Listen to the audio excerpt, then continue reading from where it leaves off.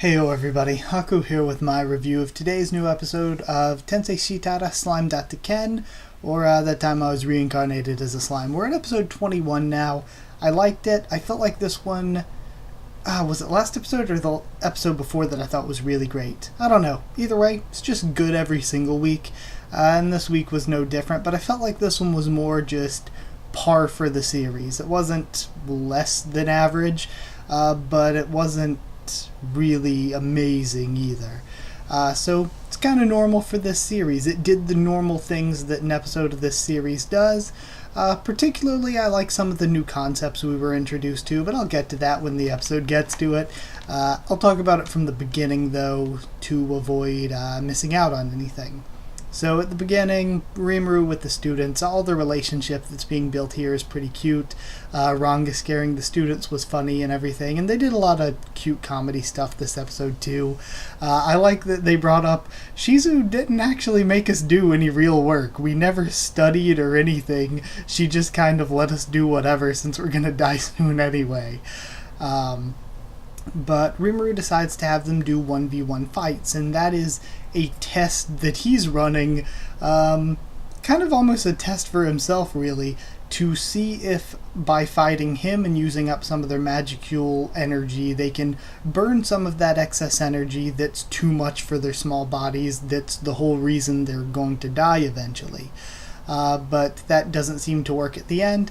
But going through that, we see some of their abilities, like Kenya, I believe is his name, can use fire, and Rimuru brings up that it's not very efficient and he'd probably be better off just powering up his own attacks, or just attacking with straight energy.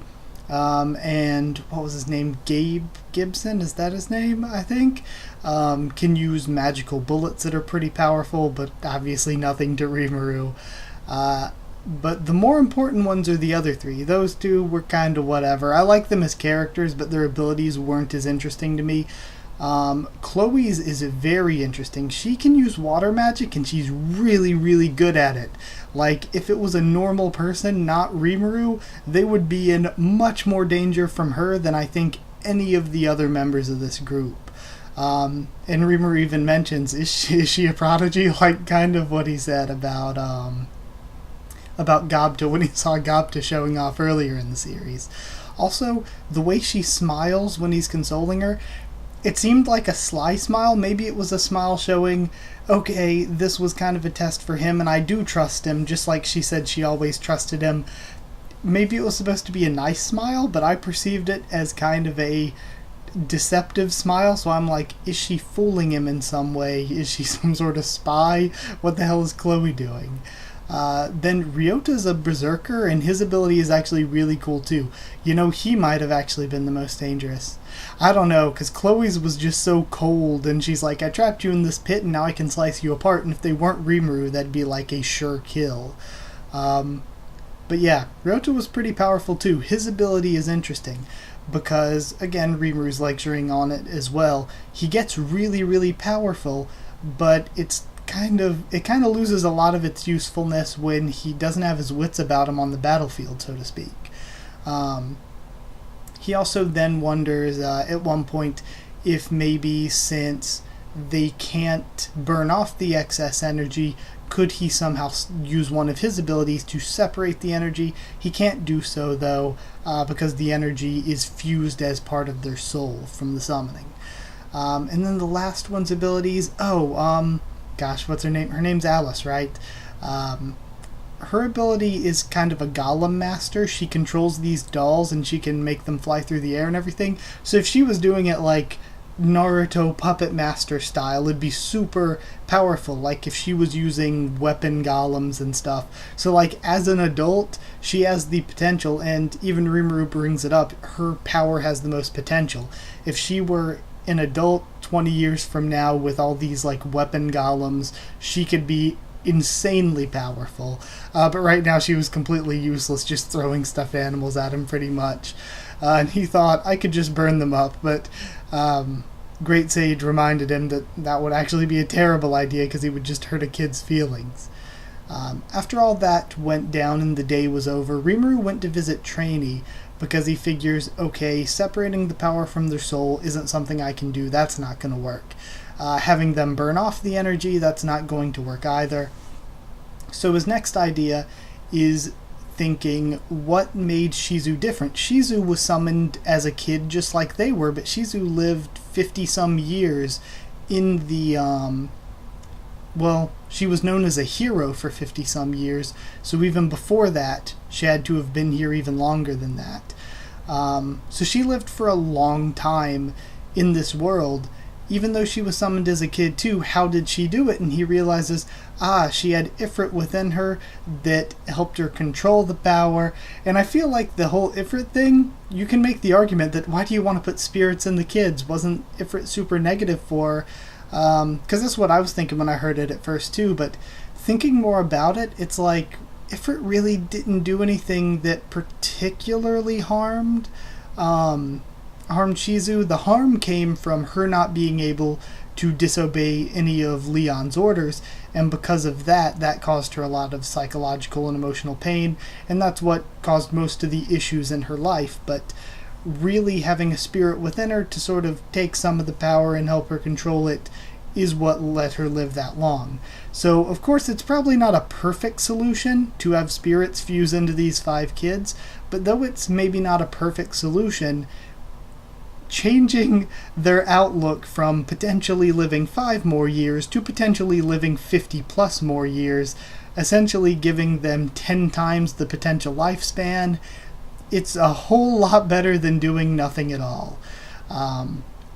So yeah, even though Shizu certainly didn't live a perfect life, I think a lot of that was because of Leon being the one that summoned her, and sort of these kids wouldn't have to deal with that, hopefully, but there's a chance that they were summoned by a crappy person, and it comes in a storyline later down the road that one of the people that summoned them, now seeing that they're going to live longer, is going to want them back, and Rimuru is going to have to fight for their sake, and all of that. I could see that happening. So Rimuru visits Trainee to figure out the spirit stuff. She brings up the dwelling of the spirits and that they have a queen of spirits, but the queen of spirits that she knew of passed away, so she doesn't know the current queen of spirits or how to get there, because the way to get there was lost with the queen they knew, I guess. I love Rimuru doing the training the next day using the manga volume as a reason for the kids to fight him. All that was nice. A sky dragon randomly shows up. Rimuru goes after it to put on a show for the kids, basically, though, mentioning it's weaker than Charybdis and easily defeating it pretty much. Now, of course, this wasn't a true dragon like Veldora. I think Veldora said there are only 4 in the world, including himself. So it's not like a true dragon. It's just a plain old dragon, I guess. There's a difference, though, because it didn't seem to have the same level of sentience or sapience that Veldora had. Then from there, we learn about Mjolnir, who is a merchant and a loan shark who wants to take Rimuru to some ruins, I thought is what he said, but then that wasn't really brought up again, and that his students could go too. Maybe he wanted to... We saw him take him to dinner, but I thought that they said he was taking him to some ruins as well. Maybe I read something in the subs wrong while I was taking notes. But he was saved by Rimuru from the dragon, so he's repaying him that way. And I like the way it works out to go back to the country that Rimuru has started and everything. Because I'm just really excited for the day Rimuru brings the kids back there and we can go back to that again. But Rimuru brought up that they're making things in his town that they want to sell, and they have a lot of supplies and stuff they're bringing in they want to sell, but they don't really know how. They don't have connections with these other countries, really. So this guy can come buy their stuff and then sell it, and then that's how they can join the sort of economy of the nearby nations. So that all works out really cool. He hears one of the... I don't think she works for Mjolnir. I think she works for the place they're eating at. But it was this one girl who was saying a prayer from the homeland about the Queen of Spirits protecting them. So he gets information from her about the country of Ulgracia, and from there they start heading out to that, and the episode ends. And I just realized when they were going to Elgracia, it just finally hit me, the whole Queen of Spirits thing is probably the fairy-looking girl in the opening. I was like, oh, that probably makes sense. That's where that comes in. So I was a little bit slow on the uptake for that one. But yeah, for the episode, I loved it as usual. I thought it set up some really cool concepts. I want to see the land of the spirits and what the spirits are like. Because Ifrit was a really cool concept, being a fire spirit and everything.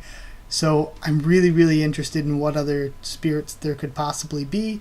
And just interested in spirits as a race in this world, so to speak. So yeah, I'm excited to see what we get there.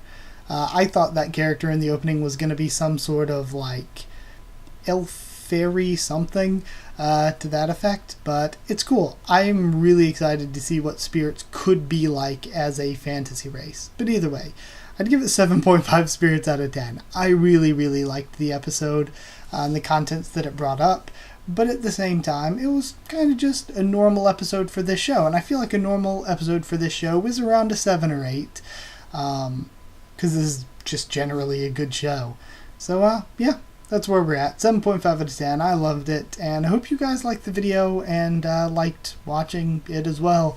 So like if you did like the video, and comment down there to tell me what you thought of this episode and what you thought of my thoughts on it. Subscribe for more. Tensei Shitara, Slime.Ken, much more on the channel. Follow on Twitter if you want. I can try to keep you updated there and stuff at the channel and talk to you there. And if you want a link to our Discord server to talk to me or more of us about this series or anything else, then just ask for a link and I can give it to you. That's it. Thank you once again for watching, and I'll see you all next time.